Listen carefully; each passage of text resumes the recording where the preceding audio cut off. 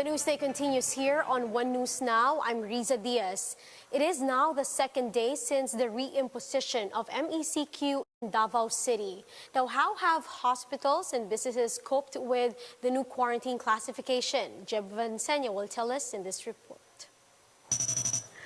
This is how long the queue was at the Toril checkpoint during the first day of the modified enhanced community quarantine in Davao City. The queue was almost 1 kilometer long as every vehicle passing was inspected by authorities.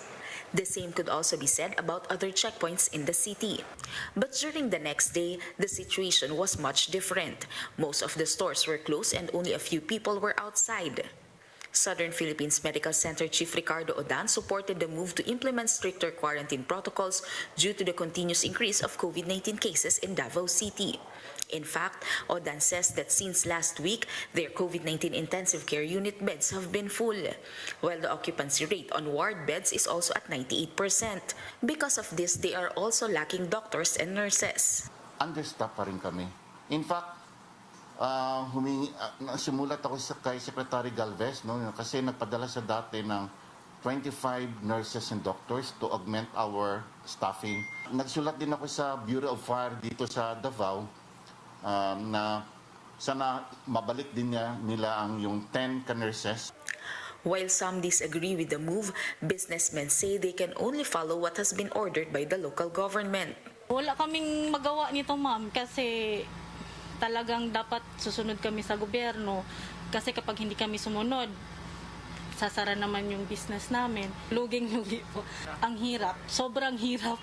In April, COVID-19 cases decreased by almost 40% in Davao City. However, by mid-May, cases were slowly increasing once again. There were some establishments that were placed under lockdown due to COVID-19 infections among co-workers. Just this weekend, Davao City recorded over 2,300 active cases. For News 5, Jem Avancenia, we are One News. Vice President Leni Robredo reiterates that she has not made a decision yet on whether to run as president or Camarines Sur governor in 2022. In her weekly radio show, Robredo disclosed that she personally met with former Camarines Sur 1st District Representative Rolando Andaya Jr. in February because he was inviting her to run as governor. Robredo added that she can only decide to run for the gubernatorial post once she's made the decision not to run for the presidency. OVP spokesperson Barry Gutierrez said that Robredo could wait to announce her decision as late as September. Okay sa akin yung lokal, pero meron ako responsibilities na iba. Yung sense of duty ko naman ka Eli mataas. Kasi nakikita ko din ito ka Eli sa mga supporters natin na mag-decide ka na kasi. Kaya siya mahirap kasi kung based lang sa gusto ko, matagal na ako nakapag-desisyon. We'll be back with more stories after the break. Keep it here on One News.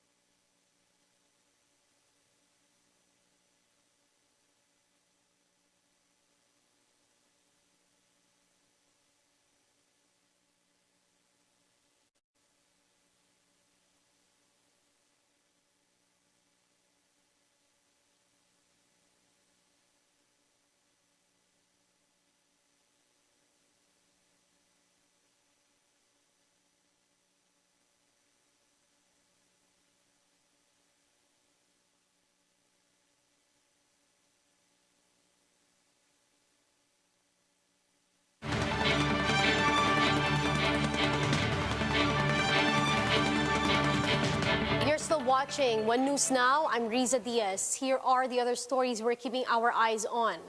An Abu Sayyaf bomb maker was killed in a police operation in Basilan yesterday.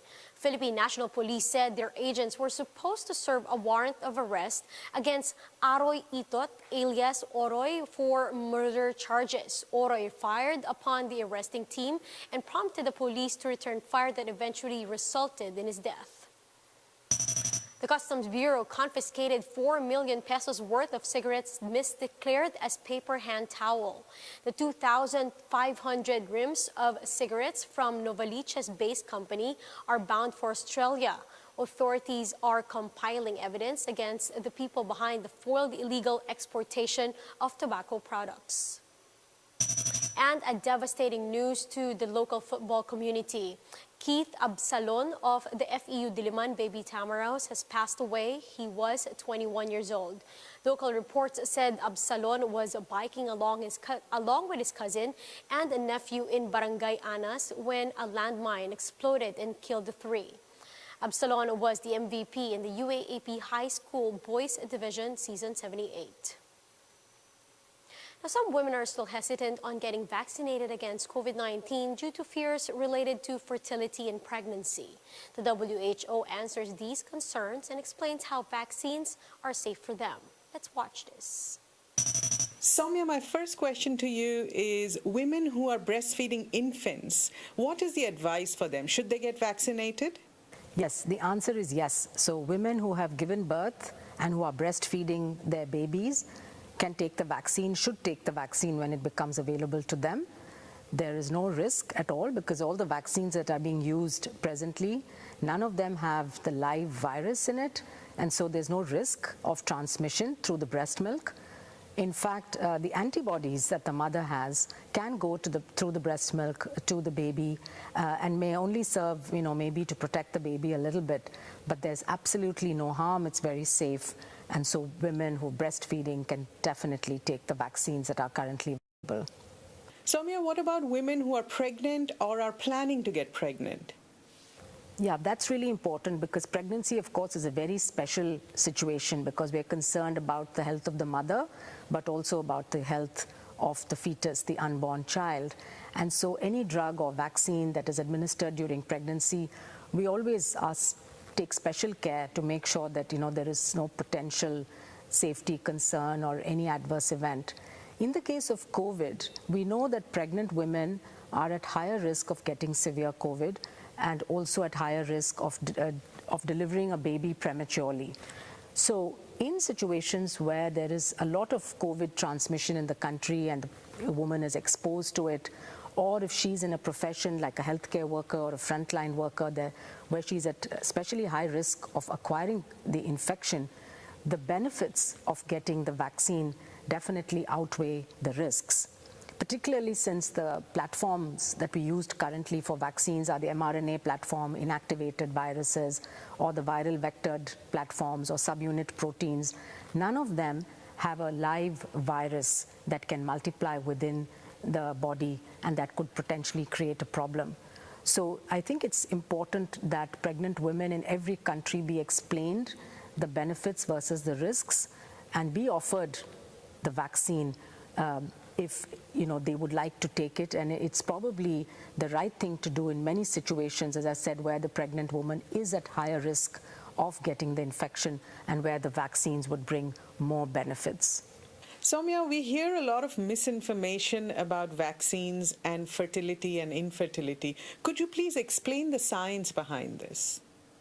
Yes, it's a common myth, and I should start by saying that there is absolutely no scientific evidence or truth behind this concern that vaccines somehow interfere with fertility, either in men or in women.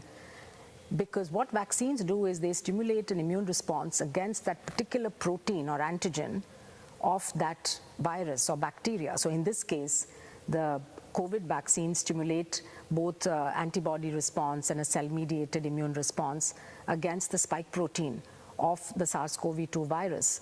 So there is no way in which they could interfere with the functioning of the reproductive organs in either men or women. So I think people can rest assured that these vaccines in no way interfere with fertility.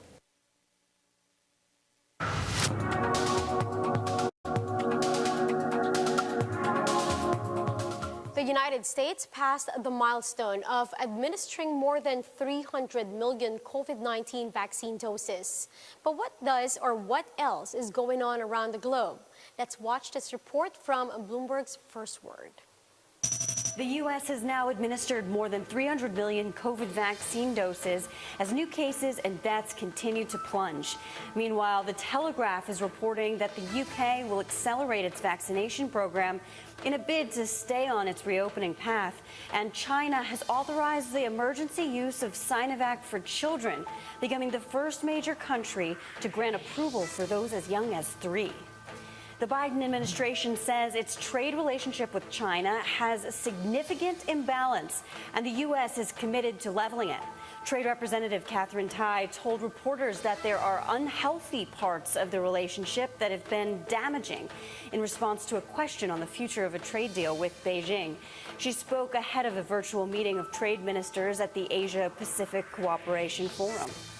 A consortium of private equity firms have reached an agreement to buy Medline Industries in what would be one of the biggest leveraged buyouts of all time.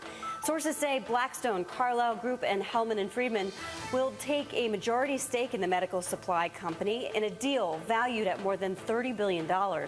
Singapore's GIC will also invest. El Salvador is looking to introduce legislation that will make it the world's first sovereign nation to adopt Bitcoin as legal tender. Speaking at the Bitcoin 2021 conference, President Nayib Bukele said the move will help generate jobs and provide financial inclusion. He said he would send the legislature a bill next week. And Premier League football giant Manchester United will allow its fans to buy shares in the club amid pressure over the failed breakaway Super League. The team plans to offer a new class of shares that would carry the same voting rights as those held by its owners. The Glazer family said the move would allow supporters to build a meaningful stake. Global news 24 hours a day, on air and on Bloomberg Quick Take, powered by more than 2,700 journalists and analysts in more than 120 countries.